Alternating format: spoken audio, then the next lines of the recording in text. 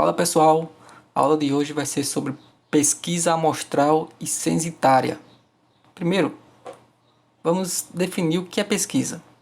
A pesquisa ela consiste em um processo de investigação, recorrendo a procedimento científico para encontrar resposta para um problema.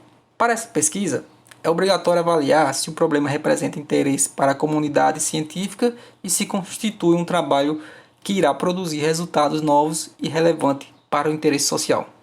Só que antes disso, vamos ver quais são as etapas da pesquisa. A primeira etapa é a identificação do problema. Essa é a primeira etapa da pesquisa e é nela que iremos identificar o problema e também escolher qual será a melhor estratégia para se chegar à resposta ou a uma solução. Vejamos a seguinte situação. Imagine que uma professora ela propôs uma atividade a ser realizada em grupo pelos estudantes e que eles escolhessem um tema a ser realizado e que eles escolhessem um tema e realizassem uma pesquisa na comunidade escolar. Então, vamos imaginar que esses estudantes fossem falar sobre o bullying. O que é o bullying? O bullying é uma prática sistemática e repetitiva de atos violentos. Essa violência ela pode ser física e psicológica, tais como intimidação, humilhação, xingamentos e agressões físicas de uma pessoa ou um grupo contra um indivíduo. Identificado o problema a ser trabalhado na primeira etapa da pesquisa, que nesse caso o bullying, vamos para a segunda etapa da pesquisa, que será o planejamento.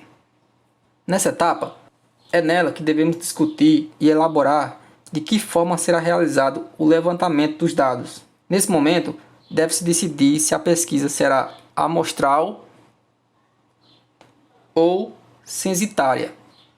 A pesquisa amostral é uma técnica de pesquisa na qual não se utiliza todos os elementos do grupo que se deseja pesquisar, mas sim alguns elementos desse grupo, escolhido de uma maneira que ele seja capaz de representar todo o grupo e seja considerado apto para representar o grupo completo.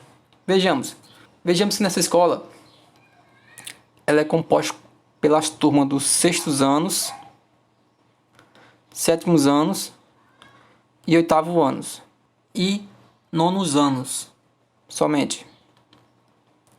Então, essas turmas são os elementos do grupo. A escola é o grupo e essas turmas são os elementos.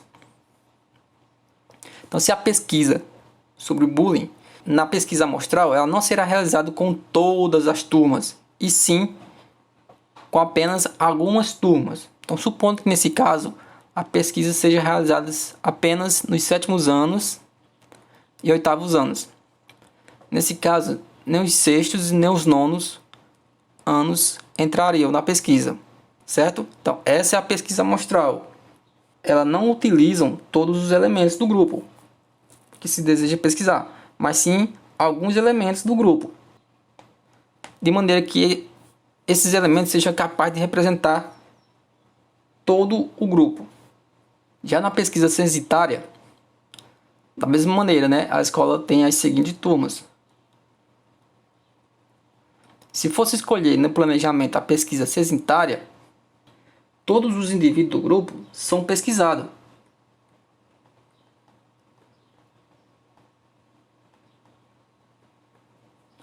Ok? Então, diferentemente da pesquisa amostral, na pesquisa censitária, a pesquisa ela é feita com todo o grupo escolar, não apenas alguns elementos do grupo, que é no caso a pesquisa amostral, certo? Passando essa etapa do planejamento, vem a terceira etapa, que é a coleta de dados. Na coleta de dados, é o processo de recolhimento dos dados, que serão utilizados na pesquisa. Existem diversas maneiras de efetuar essa coleta, sobretudo hoje, com diversas tecnologias de informações e comunicações disponíveis na internet e redes sociais. Uma dessas formas é o questionário, que pode ser físico ou eletrônico. O questionário é uma das técnicas mais utilizadas na coleta de dados. Sua linguagem precisa ser simples e direta. Então, nesse caso aqui, como a definição do problema foi o bullying, então a melhor maneira de efetuar essa coleta de dados na escola, com essas turmas, seria através do questionário, através de perguntas. Perguntas que poderiam ser, por exemplo, quantas vezes você já foi vítima de bullying? Você já viu algum aluno da escola ser vítima de bullying? Certo? São exemplos de perguntas que poderiam estar no questionário. Saindo da etapa coleta de dados, entraríamos na quarta etapa, que é a apresentação dos dados. Nessa etapa da pesquisa, será efetuada a organização e montagem dos dados, para facilitar a leitura das informações levantadas durante a coleta dos dados. A apresentação dos dados normalmente é realizada por meio de tabelas e gráficos. Feito o questionário, coletou-se os dados, então é hora de apresentá-los. E a melhor maneira de fazer esse levantamento é por meio de tabelas e gráficos. E por fim, a última etapa, a análise dos dados. Essa é a última parte da pesquisa, momento em que serão efetuados os exames detalhados e a consequente interpretação dos dados que foram coletados e apresentados. É o momento que se vai em busca das respostas e soluções para os problemas que foram levantados no início da pesquisa. Ok? Então, vimos todas as etapas da pesquisa, desde a identificação do problema, passamos para o planejamento, onde temos que escolher entre a pesquisa amostral e censitárias, passando para a coleta dos dados, e passando essa coleta dos dados para os gráficos, possamos analisá-los e chegarmos a respostas e soluções dos problemas levantados pela pesquisa. Vamos interpretar agora essa questãozinha aqui, que diz o seguinte: observe o gráfico a seguir. Aí temos aqui como título: a qualidade do futebol da seleção brasileira está ótima, bom, regular, ruim ou péssimo. Então observa aqui, no eixo vertical, que os valores estão em porcentagem. Então, que temos uma quantidade de 54% dos entrevistados acharam a qualidade do futebol da seleção brasileira ótima. 32% acharam bom. 15% acharam regular. E 5% acharam ruim. E 2% péssimo. Vejamos a pergunta. Considerando que 300 pessoas foram entrevistadas, a quantidade de pessoas que respondeu bom foi de... Aí você vem aqui no gráfico, bom, 32%. Aí você já pensa que é a letra B. Mas não é a letra B, certo? Porque aqui está se referindo a 32 pessoas. E pessoas é diferente de porcentagem, certo? Então, a gente quer saber o percentual de pessoas que responderam bom. Então, ele nos disse, a questão nos disse, que 300 era o total de pessoas entrevistadas. Então, eu quero saber que 32% corresponde a quanto dessas 300? Então, a gente sabemos que 50% é a metade. Então, 50% de 300 é 150, que é a metade. Então, se 150 é a metade e corresponde a 50%, então também não pode ser a letra C. Então, já eliminamos aqui, duas alternativas. Ou é a letra A ou a letra D. Como é que a gente faz para encontrar percentual? Então, vamos lembrar. Então, 32%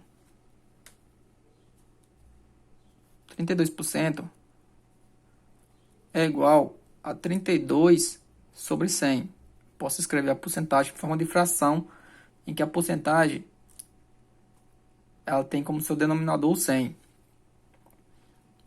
Aí, se eu quero encontrar 32% dos 300, das 300 pessoas, então eu pego os 300 e multiplico pelos 32%, só que em forma de fração, ok? Temos aqui uma multiplicação de fração. Então, como o 300 ele não tem denominador, então o denominador é 1. Como é que se resolve isso? Multiplica o numerador com o numerador e o denominador com o denominador. Então, 300 vezes 32 dá quanto? Vamos lá. 300 vezes 32. 2 vezes 0, 0. 3 vezes 2, 6. 3 vezes 0, 0. 0, 9. Somando isso, 0, 0, 6, 9. 9.600. Então, aqui no denominador, no numerador, aqui no numerador, temos 9.600. 1 vezes 100 é 100. Dividir um número por 100 é a mesma coisa de andar a vírgula duas casas decimal. Então, como aqui não tem vírgula, eu vou andar duas casas decimais da direita para a esquerda. Então, a vírgula vai estar bem aqui. Então, a resposta vai ser 96. Ok? Então, como aqui eu tenho 2 zero, você anda a vírgula duas casas da direita para a esquerda. Nesse sentido. 1, 2. Então, deu 96. Alternativa A. Então, espero que tenham entendido e até uma próxima aula.